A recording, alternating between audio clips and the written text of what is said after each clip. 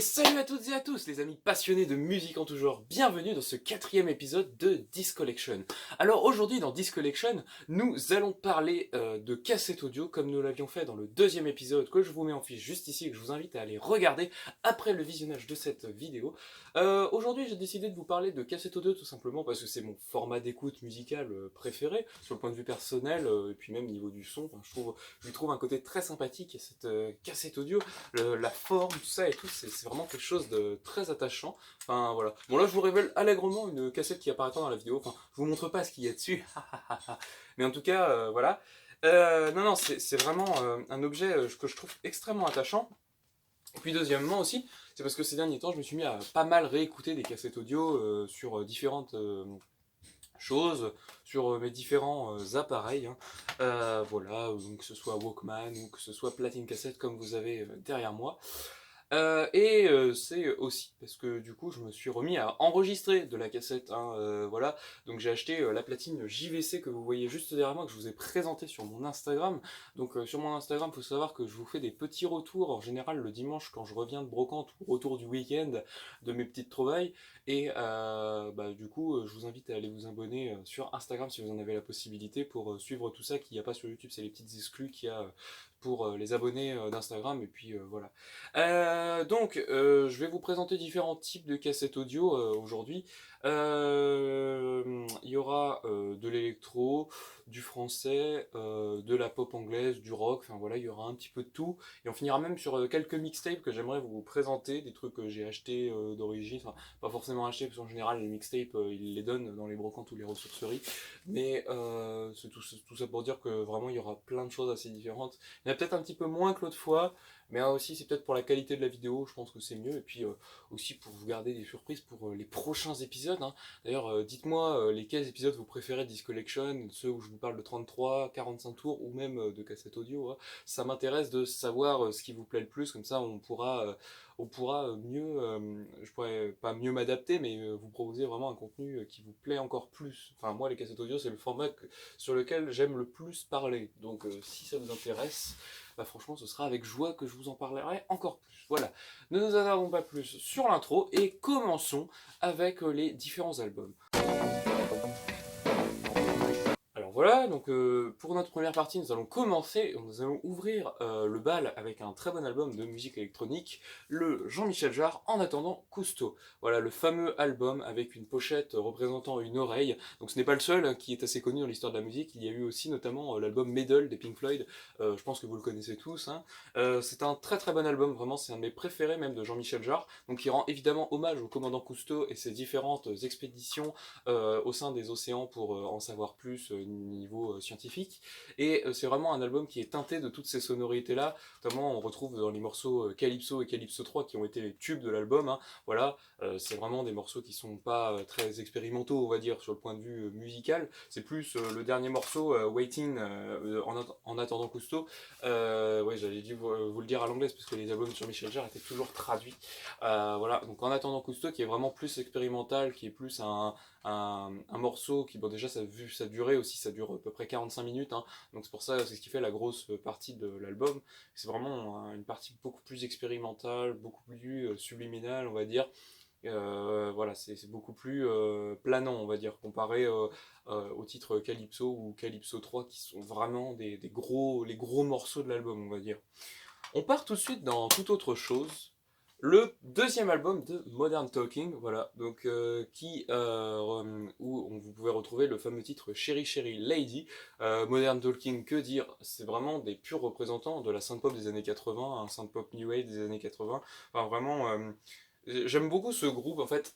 Même si à la fois musicalement c'est quand même pas si ouf que ça, dans le fond c'est vraiment très très désuet, très enfin, je sais pas, ça a un côté désuet que j'aime beaucoup, Madame Talking, et puis toutes les boîtes à rythme, c'est vraiment cette époque-là. Et je trouve que ce groupe, c'est un peu la quintessence de cette manière de faire de la musique.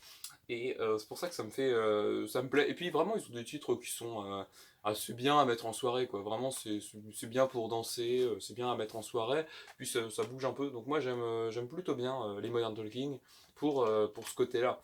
Enfin, c'est pas un grand album, hein, loin de là, mais c'est assez culte si vous voulez vous faire une petite discographie des 80s. Voilà. On continue sur vraiment encore autre chose. Je vous l'avais dit, hein, l'éclectisme musical, c'est ce qui représente Yanis Vinil. Bon, c'est l'éclectisme musical d'une certaine époque. C'est vrai que vous voyez pas beaucoup de choses très modernes sur Yanis Vinil. Alors, en même temps, parler de cassette audio et de choses très modernes, en général, les albums ou cassettes audio modernes, j'ai jamais trop l'occasion d'en acheter, à vrai dire. Mais là, on va parler du Freddie Mercury The Album. Donc un très très bon album. Donc, c'est une petite compilation de l'ensemble des titres qu'il a sortis en solo, ces titres qui ont le mieux marché, on va dire, parce qu'il a eu deux albums solo, hein. Vous me corrigerez en commentaire, parce que ou alors je vous mettrai un petit écriteau qui vous dira si je me suis trompé ou pas. Mais en tout cas, c'est vraiment un bon album, hein, qui regroupe quand même pas mal de ses titres. On retrouve le fameux The Great Pretender, repris du groupe Platters, du coup, qui est une plutôt bonne version, hein, de sa part. Vraiment, c'est vraiment un titre plutôt sympathique, franchement c'est sympathique. On retrouve évidemment le Mr. Bad Guy, hein, Mr. Bad Guy, nom de son premier album en 85. Le Living on My Own, très bien aussi. Un de mes titres préférés, et c'est parce que c'est de l'Italo Disco, le Love Kills, qui est dans la BO du Metropolis de 1984. Donc on retrouve notamment aussi du Bonnie Tyler, plein d'artistes remixés, sauce Italo Disco, parce que c'est Moroder qui produit.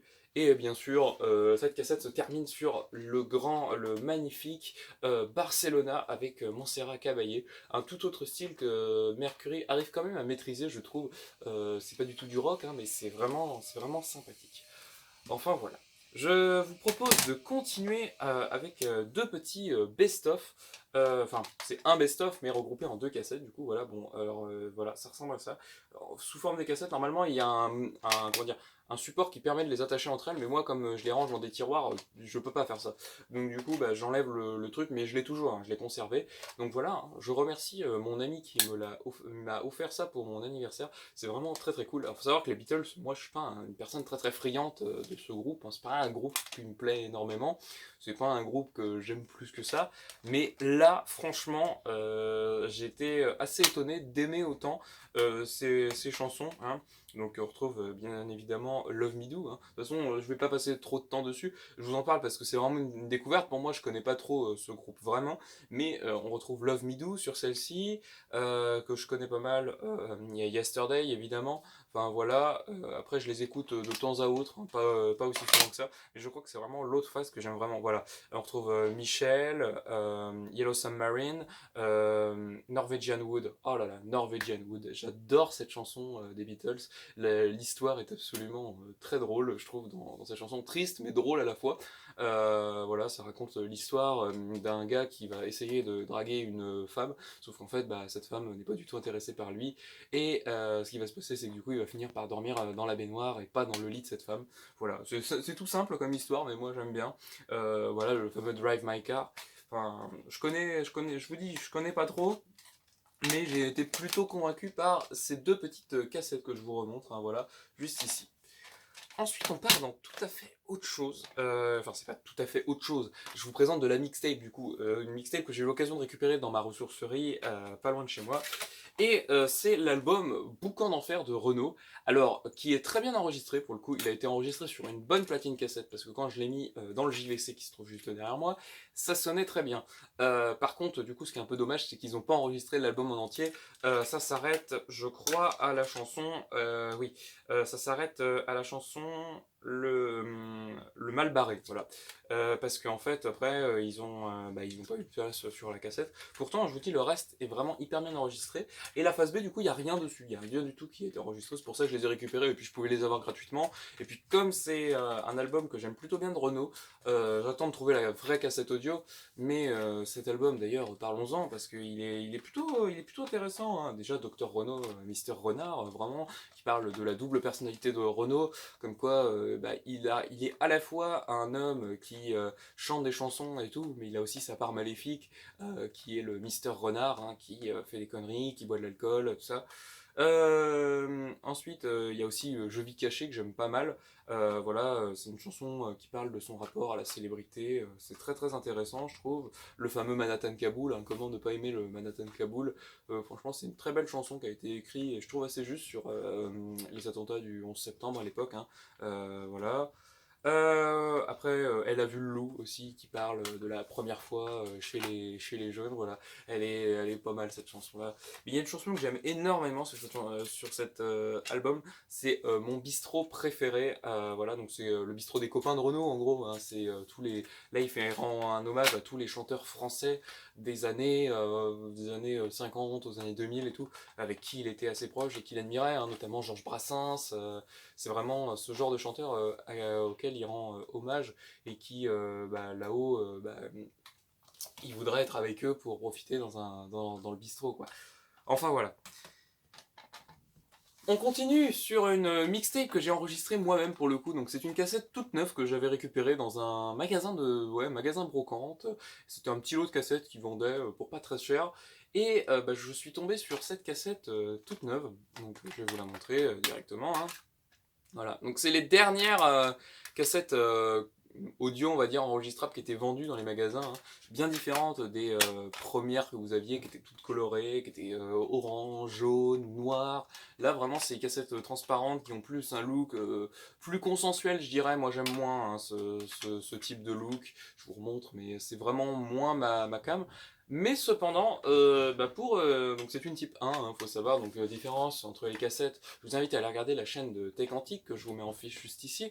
Mais pour vous expliquer rapidement, en gros, les types 1, c'est le cassette de plus basse qualité que vous trouviez à l'époque, des cassettes qui enregistraient, on va dire, moins bien tout ce qui était grave, qui laissait plus passer les aigus, et donc du coup c'était plus fait pour enregistrer, on va dire, un peu tout, quoi. C'était un peu le tout venant, on va dire, c'était vraiment la cassette la plus économique qu'on pouvait s'acheter à l'époque. Après il y avait la type 2 qui était quand même mieux hein, au niveau de la matière, parce que la type 1 c'est une cassette donc ferrique, donc qui a une bande à base de fer, alors que la type 2 c'est vraiment une base à base de chrome, et c'est vraiment un son de meilleure qualité. Mais tout ça pour dire que du coup, j'ai enregistré la deuxième partie de l'album History de Michael Jackson, que vous devez sûrement connaître, hein. C'est la porte d'entrée pour pas mal de personnes à l'univers de Michael Jackson, je dirais.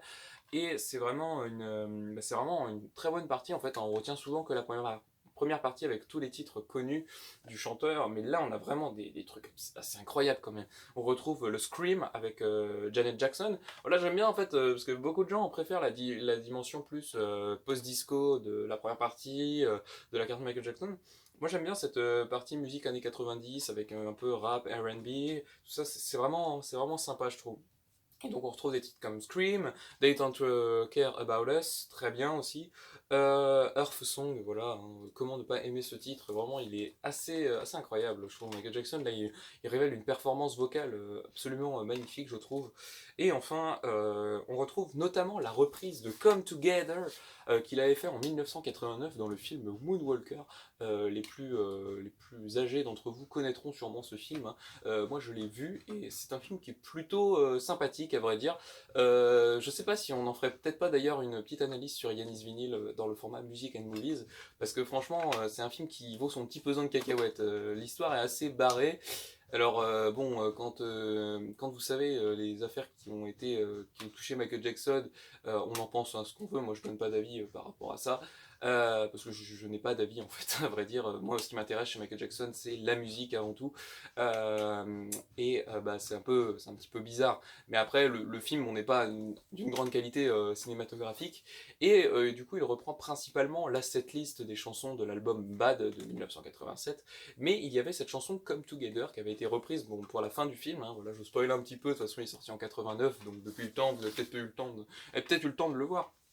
Après, il est assez méconnu aujourd'hui, hein, faut savoir. Et donc du coup, cette chanson n'était jamais sortie sur un album, et elle sort sur cette deuxième partie de l'album History, donc History Continue.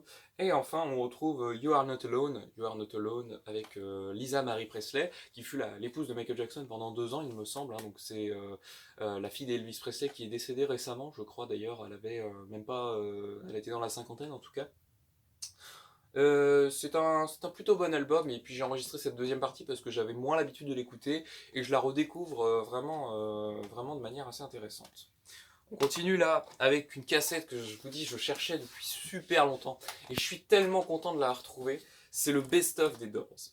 The Best of des Doors, voilà, donc Best of de 1985, hein, j'ai le même en CD, et je suis tellement content de l'avoir trouvé en cassette, parce que ça c'est une cassette que j'écoute, mais j'écoute depuis des jours et des jours, parce que c'est top quoi. Vraiment, c'est top, ça ressemble l'essentiel de la carrière des Doors.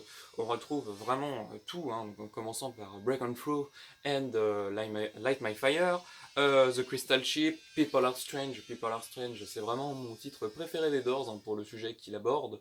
Pas comme il y avait une reprise là, il y a 2 ans pour le film Morbius avec Jared Leto, qui était assez horrible, je trouve, personnellement. Enfin, vraiment, moi, c'est la version originale que j'adore.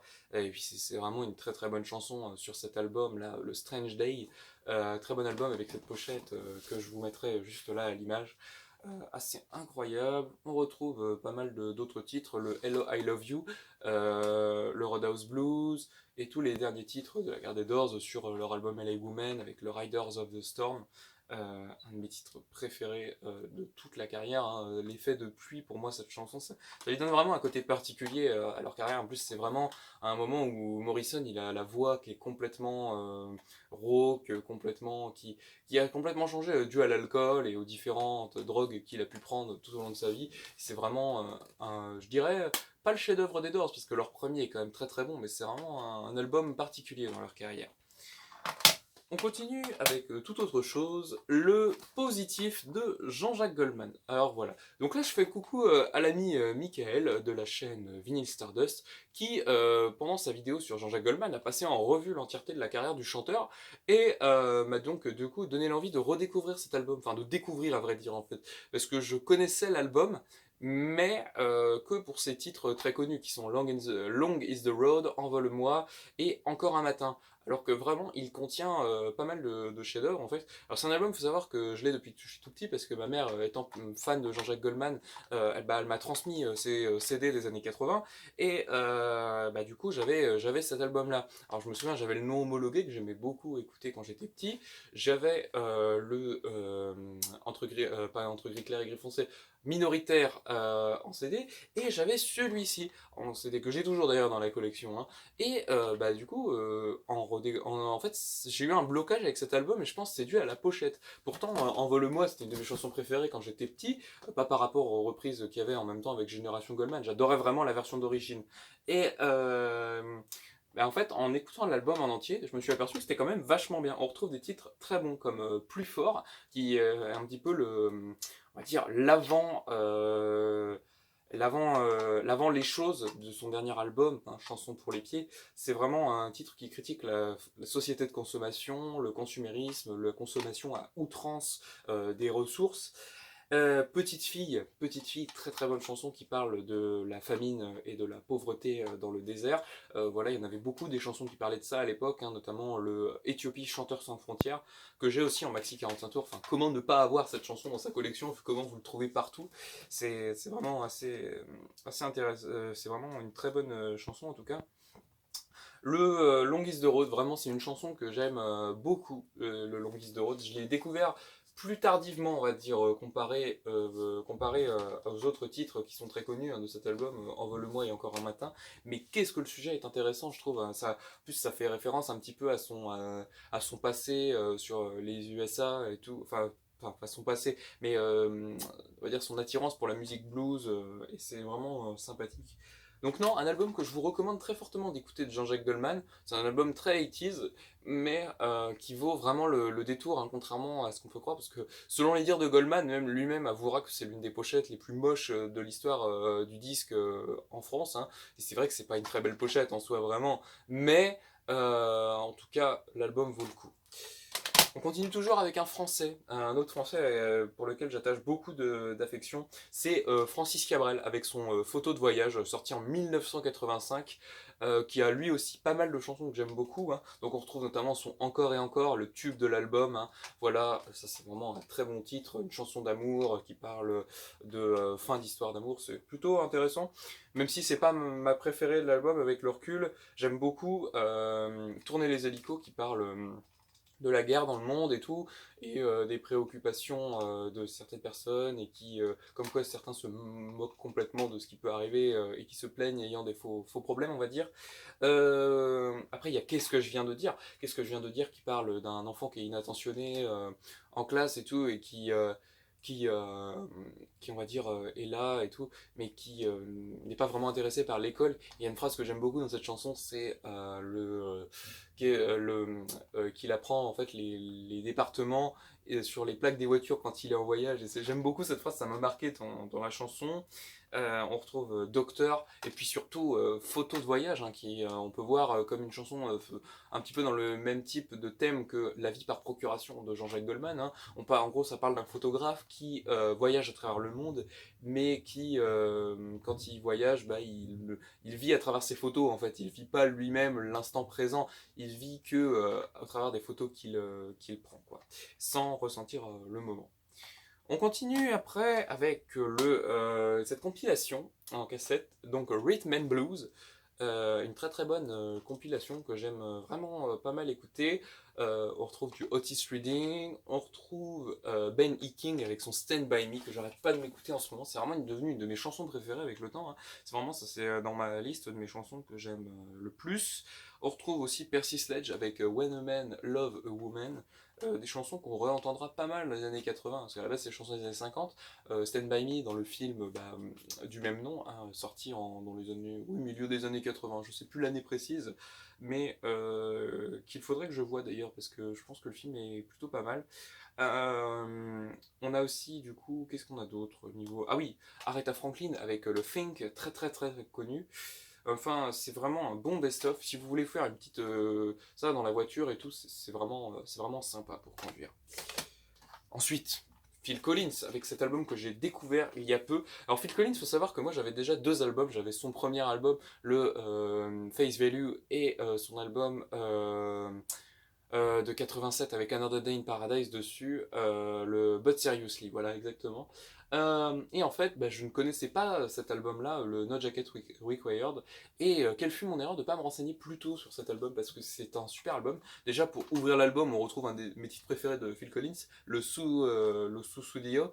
C'est vraiment assez incroyable comme chanson, je trouve. Il y a vraiment, on ressent vraiment la musique de Phil Collins là. Pour le coup, c'est vraiment les percus, la voix assez puissante, aiguë, mais c'est vraiment assez incroyable.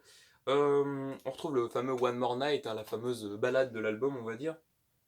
C'est pas le titre le plus incroyable, mais il reste sympathique à l'écoute.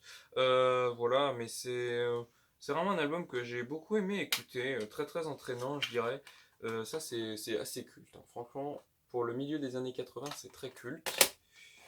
Le Rolling Stone ensuite, le Rolling Stone que je connais le plus, on va dire. Hein. Je connais pas toute la carrière des Rolling Stones, à vrai dire, mais cet album-là, je l'ai découvert du coup il y a peu. C'est quand j'ai trouvé la cassette, il y avait des titres que je connaissais, hein, le fameux Miss You, Beast of Burden, le Respectable aussi. Donc c'est un album qui est beaucoup plus pop, on va dire, dans la carrière des Rolling Stones. C'est pour ça que c'est peut-être un des plus accessibles. Hein. C'est notamment le Miss You, c'est une chanson quand même qui a un rythme qui est plutôt le même rythme que les chansons disco. C'était la mode de toute façon à cette époque-là de sortir des musiques comme ça qui avaient au sein d'albums rock, de groupes comme ça. Il y avait notamment Pink Floyd avec Another Brick in the Wall partie 2, qui est vraiment un titre tubesque à 100%, parce qu'en fait le rythme de la chanson est fait pour ça, fait pour être sur le même tempo qu'une chanson disco. Et là on est vraiment sur un album plutôt sympathique. Hein. On retrouve le fameux Miss You, Just My Imagination aussi que j'aime bien. Le Respectable, dont je vous avais fait une chronique sur Yanis Vinyl il y a un bout de temps. Hein, voilà, c'était durant le mois de décembre, pendant le calendrier de l'Avent Yanis Vinyl, je sais pas si vous vous souvenez. Et le Beast of Burden, c'est une chanson que j'aime beaucoup aussi. Et là, du coup, je fais un petit coucou à l'ami Baptiste, hein, Babtou à la musique sur Instagram, qui aime beaucoup les Rolling Stones et qui avait fait référence à cette chanson Beast of Burden comme une de ses chansons préférées. Donc, franchement, je suis assez content de l'avoir celui-là. On continue avec une autre cassette enregistrable d'un album de Michael Jackson. Hein, voilà, je me suis remis à Michael Jackson ces derniers temps, et j'ai réécouté cet album qui est assez peu connu dans la carrière du chanteur. C'est le Blood in the Dance Floor. Voilà, donc je vous ai enregistré sur cassette, je vous mettrai une petite image sur le côté de l'album, parce que j'ai le CD, mais je l'ai pas sorti de ma discothèque, voilà, ce fut mon erreur aujourd'hui. Non, non, c'est vraiment un très bon album, donc qui est principalement composé de remix, mais qui a aussi des titres originaux, hein, comme le Blood in the Dance Floor, Morphine, le Ghost aussi. Mais après on retrouve fatalement du coup tous les remixes des anciens titres, hein. Voilà, les titres originaux de cet album sont vraiment les meilleurs selon moi.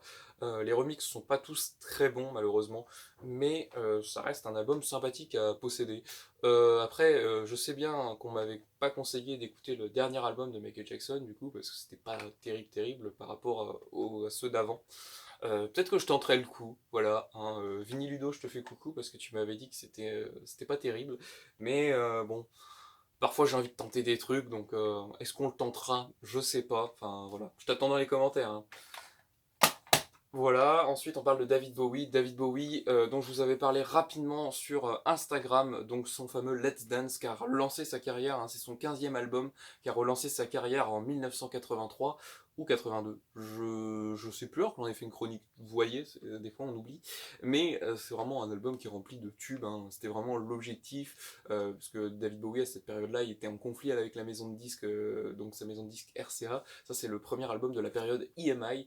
C'est un album d'ailleurs qui avait été plutôt bien reçu par la critique à l'époque, hein. C'est vraiment un bon succès, malgré le fait que ce soit très pop quoi. Mais en même temps, vu les musiciens qu'il y a derrière, vous retrouvez quand même Stevie Ray Vaughan, vous retrouvez aussi Neil Rogers et pas mal de membres de Chic, notamment Bernard Edwards sur Without You.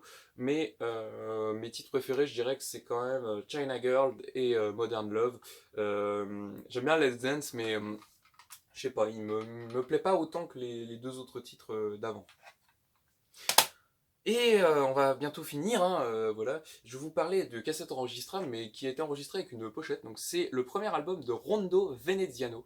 Alors la cassette n'a pas été extrêmement bien enregistrée à l'époque, hein, mais c'est une Memorex, et j'en avais pas d'autres, hein, voilà, donc une Memorex, donc cassette bleue, donc assez différente que celle que je vous ai montrée tout à l'heure, là, hein. Les autres c'était des cassettes des années 90, celle-ci on est vraiment sur une cassette des années fin 70, donc c'est une type 2, très bonne cassette du coup, et les Memorex ont une particularité, c'est que leurs boîtes, regardez, elles ont des côtés arrondis, comparé à une boîte de cassette classique qui a des côtés beaucoup plus carrés, voilà. L'ouverture de la cassette, elle se fait comme ça, hein, vous ne pouvez pas l'ouvrir plus. C'est une cassette qui paraît quand même beaucoup plus qualitative, parce qu'elle est beaucoup plus robuste, je dirais. Non, franchement, j'aime beaucoup cette cassette, surtout que bah, elle est attachante, on va dire. C'est un album que j'aime bien, moi, cet album de Rondo Veneziano, que j'ai découvert d'ailleurs grâce à la vidéo de Monsieur Vinyle. Je pense que pas mal de gens d'ailleurs ont découvert ce groupe par rapport à cette fameuse vidéo que je trouve d'ailleurs très bien faite sur ce groupe qui vous parle des premières années de ce groupe, malgré le fait qu'en fait ce groupe se soit beaucoup répété avec des titres qu'ils ont ressortis à l'appel sur des albums, il y avait toujours plus ou moins des inédits. C'est un groupe que j'aime vraiment bien. Pour ma part, c'est un groupe que j'aime vraiment bien. Et ça, je trouve, c'est une bonne ouverture à la musique classique. Parce que c'est pas toujours très accessible comme genre. Et là, le fait de mélanger avec des sonorités un peu plus pop, un peu plus dansantes, mais en même temps avec ce look de robot de l'espace, là, notamment dans le clip de la Serenissima, que je trouve absolument incroyable, ou dans le clip de Rondo Veneziano, tout simplement, hein. Voilà, cette pochette.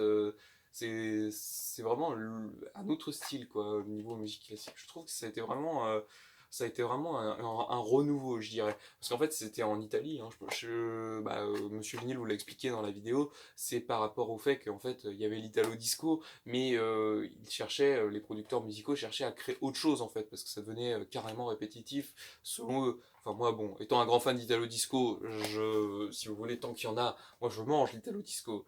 Bon, après, il y a de tout dans l'Italo Disco, comme dans tout, mais bon. Et on finit enfin cette petite vidéo. Enfin bon, je sais pas si enfin est le terme adapté, hein. Enfin moi ça me fait toujours plaisir de faire la vidéo, c'est peut-être pour vous, hein, que c'est peut-être un petit peu long. Enfin bon. Voilà, donc la cassette New Wave, donc les années New Wave. Donc c'est une compilation de titres originaux, hein, ce ne sont pas des reprises, c'est vraiment des titres originaux. Vous retrouvez plein de choses là-dessus. Il y en a une version 1 que j'aimerais énormément trouver, parce qu'il y a plein de titres, notamment il y a le Johnny and Mary de Robert Palmer, que j'aime beaucoup, hein, notamment qui apparaissait dans la pub Renault les voitures à vivre, pour les plus vieux d'entre vous. Voilà, hein, c'est vraiment une vidéo nostalgie ici. Vous pouvez voir des trucs que vous n'aviez pas vus depuis au moins 30 ans, c'est quand même formidable. Donc pour vous dire ce qu'il y a dessus, on retrouve Blondie avec son Heart of Glass, on retrouve You Spin Me Round, voilà, je sais plus comment on le dit, c'est ce genre de chansons qui sont super connues et vous savez jamais dire le titre, de Dead or Alive, très bon titre, hein, ça c'est vraiment super cool. On retrouve Marianne Faithfull dessus, très très bien aussi, Soft Cell avec le Tainted Love, j'aime beaucoup cette chanson là, qui avait eu notamment le droit à une reprise par Scorpions, aussi étonnant que ça puisse paraître, et oui. Je préfère quand même l'original, mais la reprise par Scorpions a le mérite d'exister. Voilà. On retrouve aussi le Men at Work avec son Down Hunter, qui est un très bon titre, hein. Vraiment j'aime beaucoup ce groupe Men at Work, qui est un peu pop reggae, je trouve ça assez sympathique à écouter. Enfin voilà, donc c'est une bonne cassette, j'aimerais bien trouver la première partie, parce que sur la première partie, je vais vous le dire tout de suite, parce qu'ils ont eu l'intelligence de mettre un petit livret à l'intérieur qui parle de la première partie. Et donc du coup, on a ça. Alors attendez, que je vous le trouve. Voilà, je vous l'ai trouvé, donc c'est juste ici. Tac, hop là. Voilà, vous ne devez pas voir grand chose. Mais on retrouve, comme je vous ai dit, du coup, il y a Da Da Da de Trio. Donc pas Trio, le groupe français, hein, c'est le groupe des années 80. Le Video Kids The Radio Star. Le fameux We Fade to Grey de Visage. Le Robert Palmer avec Johnny and Mary. Talk Talk, It's My Life. Et puis Men at Work, Who Can It Be Now, enfin, encore des titres assez incroyables. Donc vraiment, ça c'est vraiment une très bonne compile quand vous êtes dans votre vieille bagnole, là, vous roulez sur la National 7, et ça c'est très bien à avoir dans l'autoradio, d'ailleurs elle n'est pas rembobinée, certains me taperont sur les doigts si ils savent ce que ça fait de pas rembobiner une cassette. D'ailleurs, on va la mettre tout de suite dans ça, attendez, je l'ai mis du bon sens, oui, et on la rembobine tout de suite, parce que sinon je vais totalement oublier. J'espère que cette petite sélection vous aura plu, on se retrouve tout de suite pour la conclusion. Voilà les amis, j'espère que cette petite quatrième épisode de Disc Collection vous aura plu sur les cassettes audio. La semaine prochaine, j'aimerais vous proposer une vidéo sur l'enregistrement de cassettes, hein, vous aurez pu le deviner dans la vidéo que ça me plaît pas mal, et puis l'expliquer aux plus jeunes d'entre vous, je pense que ce serait très sympathique, parce que au départ ça fait peut-être un peu peur, moi au départ ça me faisait un peu peur aussi d'enregistrer avec des cassettes audio, mais en fait c'est plutôt simple quand on a le truc entre les mains, hein, et puis faire des bons enregistrements, il faut vraiment être coordonné. Enfin, j'aimerais bien vous montrer ça, je pense que je le ferai sur la JVC que je commence à connaître un petit peu, parce que je l'ai depuis, du coup, même si je l'ai que depuis une semaine, je l'ai quand même pas mal utilisé, hein. J'ai un petit peu délaissé la Technics au profit de celle-là, parce qu'elle a 2 decks, et que c'est quand même bien pratique quand vous voulez faire des copies de cassettes. L'autre jour je l'ai fait pour notamment mon album Songs from the Big Chair de Tears for Fears, un album qui est assez bien, et c'était une amie à qui j'ai prêté un Walkman, qui voulait pouvoir écouter Everybody Wants to Rule the World, et je lui ai fait tiens, je te fais une copie de l'album, comme ça tu découvriras l'album entier, parce que aujourd'hui cette chanson est très connue, mais faut savoir que l'album entier est super bien, franchement c'est un très très bon album. Donc j'espère que cette vidéo vous aura plu, n'hésitez pas à me laisser un petit commentaire à la fin de cette vidéo, c'était vraiment un plaisir de vous la faire pour vous parler de mon format musical préféré. Donc la semaine prochaine je pense qu'on va se retrouver avec une vidéo sur l'enregistrement de cassettes, dites-moi dans les commentaires si ça vous intéresse, je ferai un petit sondage aussi sur Instagram, n'hésitez pas à me suivre aussi sur Instagram pour avoir toutes les petites news qu'il y a un peu avant les vidéos. Donc il ne me reste plus qu'à vous dire à la semaine prochaine pour le prochain épisode de Song Story Mini, et à vendredi prochain pour la vidéo sur l'enregistrement de cassettes audio. N'oubliez pas le mercredi sur Instagram pour la petite chronique musicale, et je vous dis à la prochaine vidéo. Salut les amis!